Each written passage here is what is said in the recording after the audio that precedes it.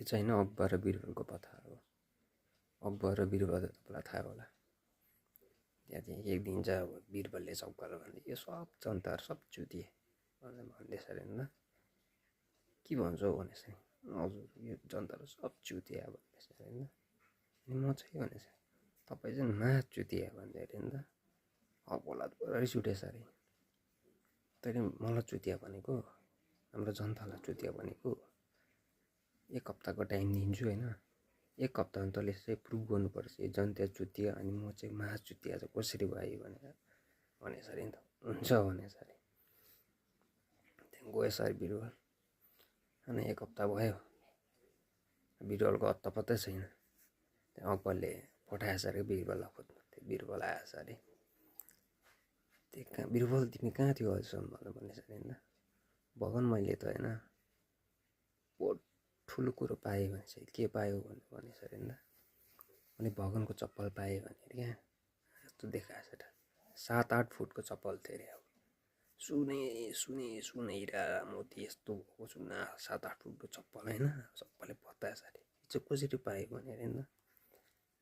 स्वयं भगवान् आउनुभएको थियो होइन, मैले भगवान्को खुट्टामा कति पक्रेँ होइन नजानु भनेर। त्यो भगवान् त जानुभयो तर यो चप्पल चाहिँ छोड्नु भयो भनेछ अरे क्या।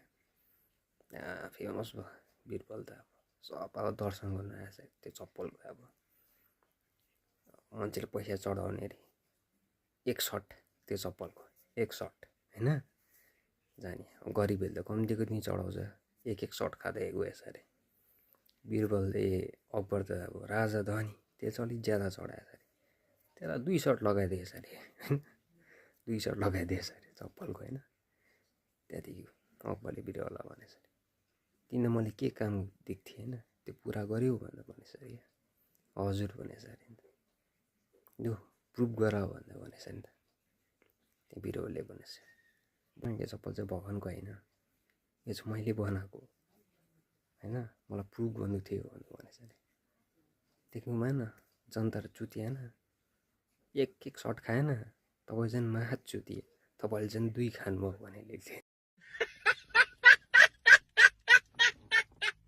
वाह बहुत नीचा आदमी।